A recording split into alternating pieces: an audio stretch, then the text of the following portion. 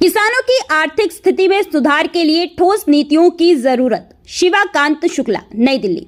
भगवा पार्टी के राष्ट्रीय अध्यक्ष शिवाकांत शुक्ला ने भाजपा में किसानों की गिरती आर्थिक स्थिति और कृषि क्षेत्र की चुनौतियों पर चिंता व्यक्त करते हुए कहा कि देश की अर्थव्यवस्था की रीढ़ माने जाने वाले किसानों को आज भी अपनी उपज का उचित मूल्य, पर्याप्त संसाधन और स्थायी आय सुनिश्चित नहीं हो पा रही। अपने विचार व्यक्त करते हुए उन्होंने कहा कि किसानों की आर्थिक दुर्दशा के पीछे कई कारण हैं, जिनमें खेती की बढ़ती लागत, उर्वरक और बीजों के बढ़ते दाम, सिंचाई सुविधाओं की कमी, मौसम की अनिश्चितता, प्राकृतिक आपदाएं तथा कृषि उत्पादों के उचित विपणन की व्यवस्था का अभाव प्रमुख है। उन्होंने कहा कि अधिकांश किसान छोटे और सीमांत वर्ग से आते हैं, जिनके लिए खेती लगातार चुनौतीपूर्ण होती जा रही है। शिवाकांत शुक्ला ने कहा कि किसानों को उनकी उपज का लाभकारी मूल्य नहीं मिल पाने के कारण उनकी आय और लागत के बीच का अंतर लगातार बढ़ रहा है। इसके अलावा भंडारण सुविधाओं की कमी और बिचौलिया व्यवस्था भी किसानों की आय को प्रभावित करती है। उन्होंने कहा कि कृषि क्षेत्र को मजबूत बनाने के लिए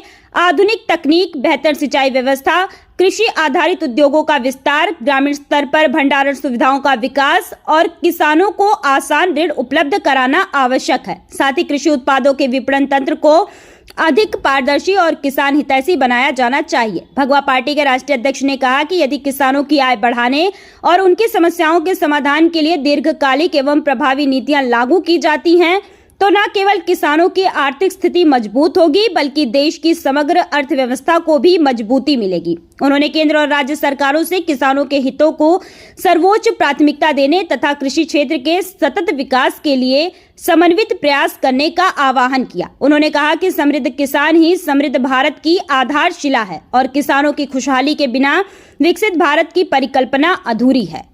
भारत में किसानों की गिरती आर्थिक स्थिति और उनके दुर्दशा का क्या कारण है, मैं भगवा पार्टी के राष्ट्रीय अध्यक्ष जी से जानना चाहूँगा। मैं किसान भाइयों को जय सियाराम कहता हूँ। जय जय सियाराम। भारत में किसानों की दुर्दशा का मुख्य कारण सरकार की गलत नीतियां हैं। सरकार की मंशा और सोच किसानों के प्रति सार्थक नहीं है। मैं दूसरे शब्दों में कहना चाहूंगा, जो नीतियां बनती हैं सरकार में, सत्ता में, वो नीतियां किसानों को देख के नहीं बनती हैं। वो पूंजीपति व्यापारी जो सरकार से संबद्ध है, जुड़े हुए हैं, उनको देखकर और उनके मंशा के अनुरूप बनाई जाती है। मैं आपको स्पष्ट कह देना चाहता हूं, किसान राष्ट्र का पालनहार है, पोषणहार है, प्रथम नागरिक है, प्रथम सेवक है। उसको जो सम्मान मिलना चाहिए राष्ट्र में, वो कदापि इन सरकारों में नहीं मिल रहा है, चाहे वो राष्ट्र की सरकार हो या प्रदेश की सरकार हो। रही बात नीतियों की, भूमि अधिग्रहण नियम जो लाया जाता है, ज्यादातर किसानों की जमीनों को अधिग्रहित की जाती है जबरनिया, उद्योग के नाम पर, विकास के नाम पर, इंडस्ट्री के नाम पर। और वो कितने परसेंट होती है वो आप देख रहे हैं। उन जमीनों को सरकार लेती है औने पौने दामों में और अपने पूंजीपति व्यापारी दोस्तों को, वो लोग जो अनाप शनाप चंदा सरकार को देते हैं, उन्हें बांट देती है। ये बताइए आप, किसी किसान को 1 रुपया 2 रुपया लीज पे जमीन मिली है 100 साल के लिए? सरकार उद्योगपतियों को देती है। किसान बेचारा बीज के नाम पे रोता है, खाद के नाम पे रोता है, डीजल के नाम पे रोता है। किसान लगातार पटवारी, आरआई, एसडीएम, तहसीलदार सबके लगातार चक्कर लगाता है। उसके कोई भी समस्याओं का निराकरण नहीं होता है। दुर्भाग्य तो ये है, ये सरकारें और सरकार पर बैठे हुए अधिकारी सरकार के नाम पर उन्हें कुर्सी तक बैठने के लिए नहीं देते हैं। ये दुर्दशा आप और हम स्वयं लगातार देख रहे हैं। किसान से पहले भी छलावा होता आया है और आज भी छलावा सरकारें कर रही हैं।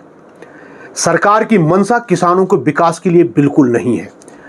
किसानों को सरकार दीन दुखी बताकर उन्हें कहीं एक साल में 3,000 रुपये, कहीं 6,000 रुपये डाल रही है। क्या ये शोभा देता है सरकार को? किसान क्या सक्षम नहीं है? अरे किसान को देना है तो बिजली फ्री दो, बीज फ्री दो, अरे उनकी व्यवस्थाएं फ्री दो, उन्हें सम्मान, इज्जत, अधिकारियों के पास कानून व्यवस्था में सम्मान दिलाओ। अरे उन्हें देना ही है तो वो जंगल में जाते हैं, रात में रहते हैं, उन्हें आर्म्स हथियार का लाइसेंस फ्री दो। मगर सरकार ये सब कुछ नहीं करती है। अरे आपको अधिकार ही देना है तो जिस प्रकार उद्योगपति फैक्ट्री वालों को उनको वस्तु बेचने के लिए न्यूनतम दर चुनने का अधिकार देते हैं, उसी प्रकार किसान को बीज और पैदा किया हुआ उससे अनाज और अनाज का रेट निर्धारण करने का अधिकार दो। मैं वादा करता हूं किसानों की तरक्की सिर्फ 1 वर्ष में हो जाएगी। ये राष्ट्र भी गदगद हो जाएगा। कोई भी किसान दयनीय स्थिति पर नहीं रहेगा, पर यह अधिकार आपको देना होगा। किसानों को प्रथम नागरिक सम्मान दो। यदि आप दे सकते हो तो सम्मान दो। मेरा वादा है इन सभी बातों से किसान सक्षम हो जाएगा। पर हमारी पूर्व सरकारें और वर्तमान की सरकारें, चाहे वह राष्ट्र की हो या प्रदेश की हो, उनका सिर्फ शोषण करती है। मेरे किसान भाइयों, मैं भगवा पार्टी के राष्ट्रीय अध्यक्ष होने के नाते आप सबको भारतीय गणवार्ता पार्टी में आमंत्रित करता हूं।